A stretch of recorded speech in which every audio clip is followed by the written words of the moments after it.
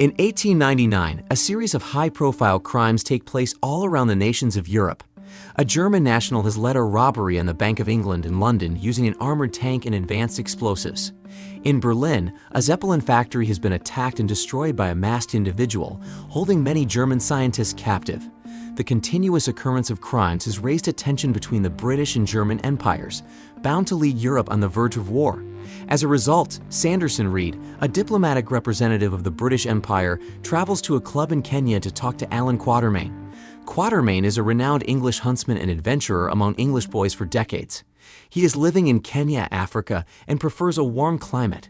Reid hopes to recruit him to assist the British Empire in handling the impending war.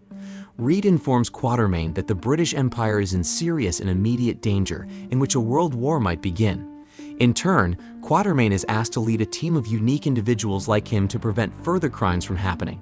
However, Quatermain is not very interested in actively participating in the situation. He is aged and has seemingly no intentions of leaving Kenya, so he refuses to help. Thus, Reid criticizes Quatermain, saying that his sense of patriotism has diminished throughout the years. Just then, a bunch of suspicious-looking men arrive in the club, secretly planting a bomb. They look for Quatermain as they start killing the club members. In an instant, Quatermain picks up his gun and successfully shoots at one of the men. He tries shooting the rest of them, but finds them carrying machine guns and wearing armor on their bodies. Nonetheless, Quatermain defeats the men single-handedly. One of the attackers manages to escape, running through the low plains. Outside, Quatermain chases after the last guy and wounds him using his long-range rifle. The locals capture the man, and Quatermain attempts to question him for information, but he kills himself. At that moment, the bomb previously planted by the men explodes inside the club, blowing it to bits. Quatermain stares at the destroyed building, thinking that the impending war between the nations of Europe might eventually reach Africa. As a result, he hesitantly agrees to Reid and decides to offer his services. After some time, Quatermain travels back to London. He looks at the rainy weather from the window, perceiving the English climate and city unbearable.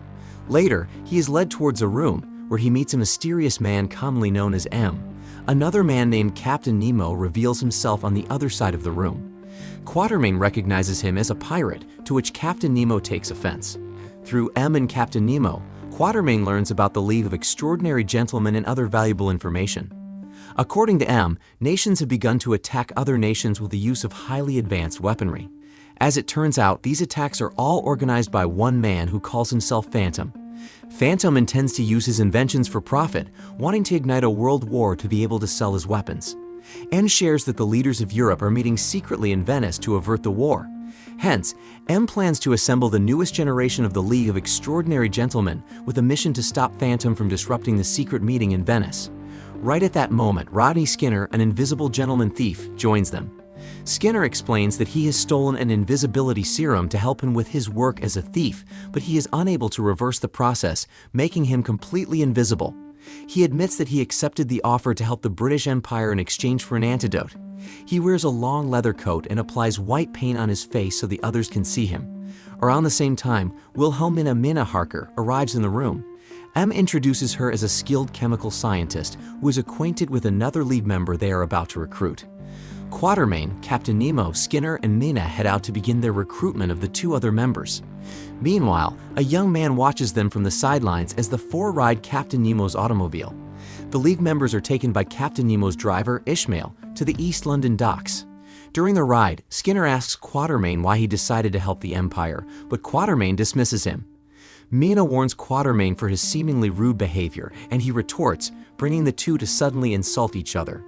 As soon as they arrive, the League meets with Dorian Gray, who refuses to join them right at his doorstep. Minna, who turns out to be Dorian's former lover, reveals herself in front of him. Upon seeing her, Dorian opens his door and agrees to talk to them. Inside, Quatermain observes his house decorations, pointing out that one painting is apparently missing on his wall. Captain Nemo confesses his curiosity as to what Dorian can contribute to their League because it was not mentioned in his file.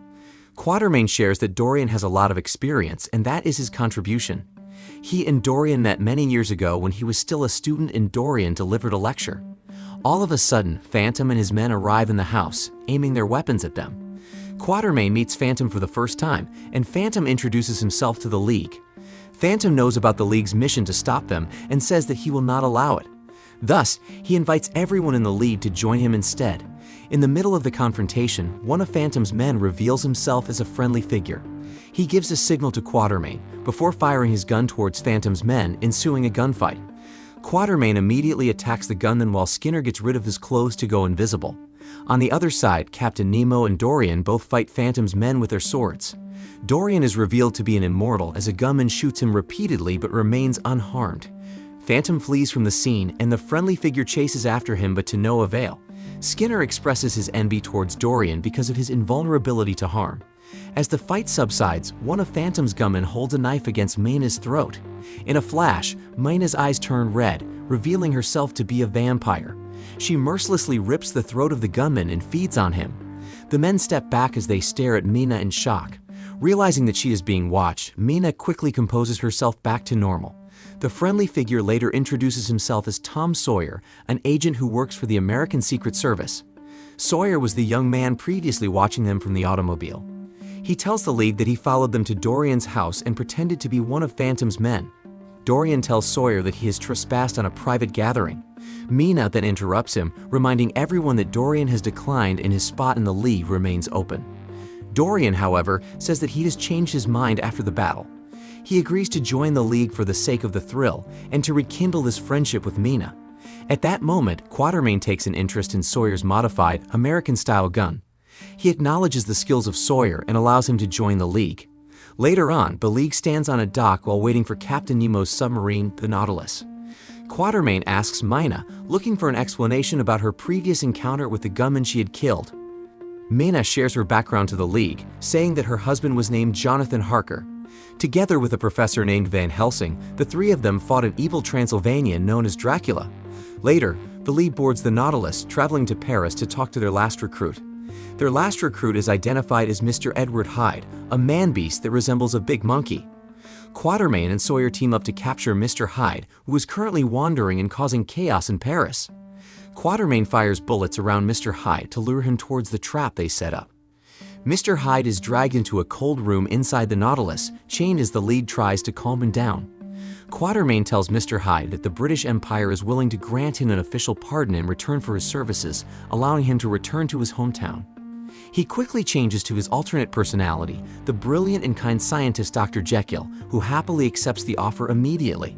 Quatermain declares that the newest generation of the League is complete, and the Nautilus sets out to Venice.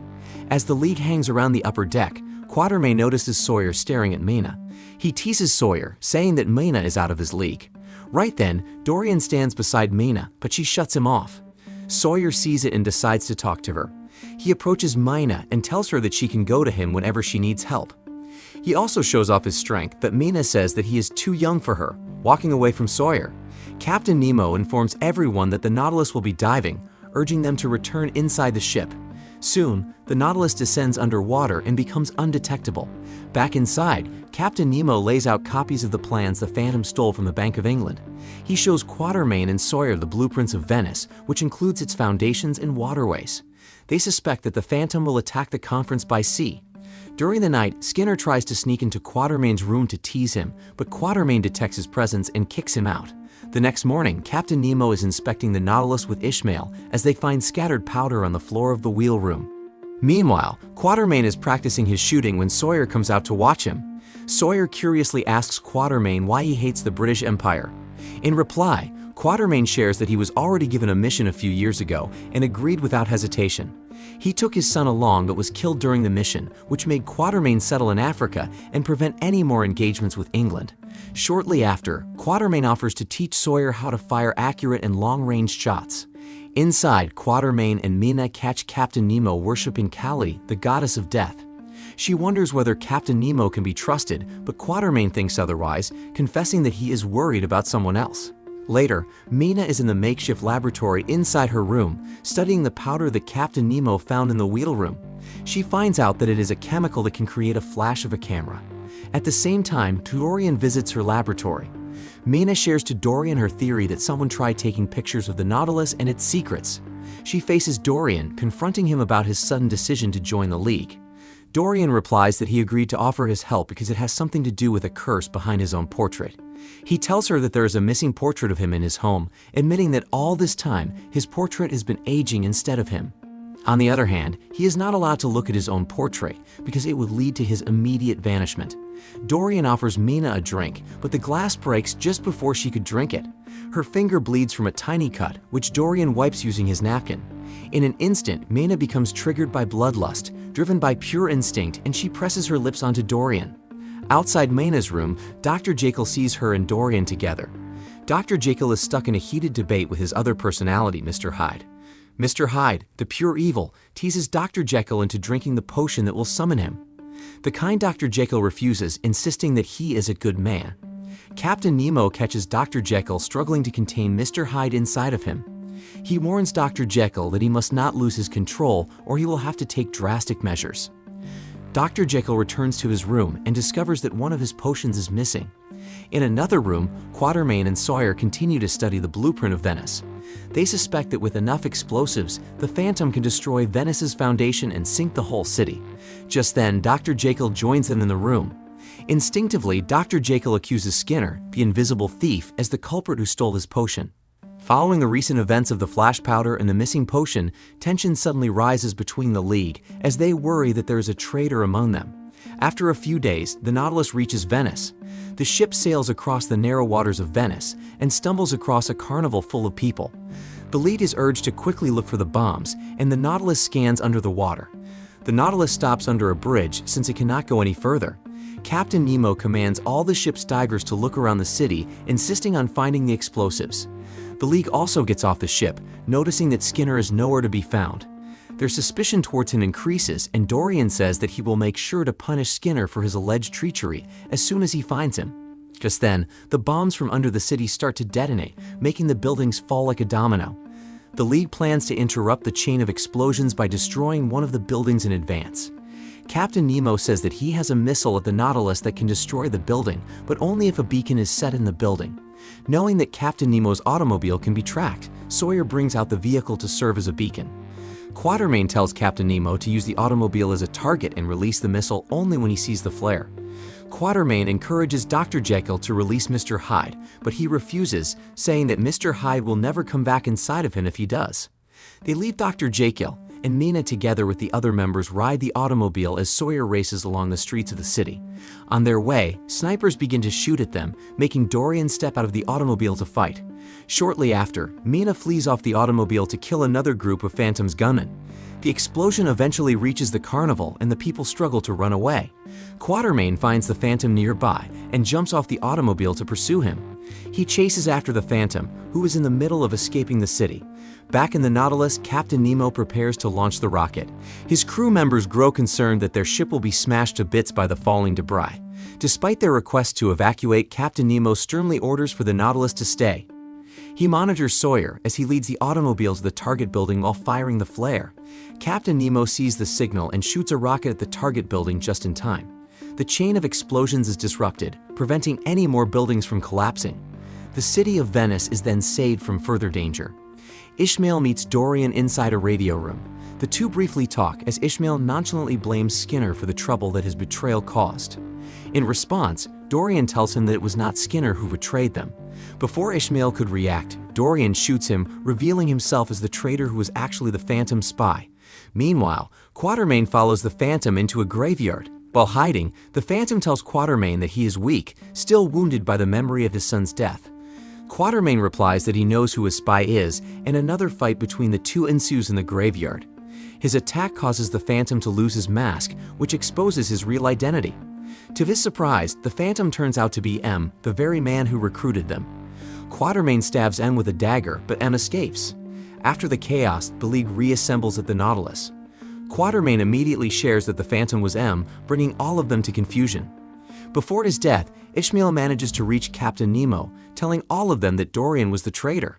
At the same time, they find Dorian escaping through one of the Nautilus' smaller vessels. Dorian waves at the League with a smile, making Captain Nemo furious. He intends to catch Dorian when they find a recording disc. The disc is played on a gramophone and the voice of M surrounds the room. In the recording, M discloses that everything he has told them was a distraction to mislead them. As it turns out, Sanderson Reed is his accomplice. The entire mission, including the secret conference in Venice, was all a myth. According to M, there never was a league of extraordinary gentlemen.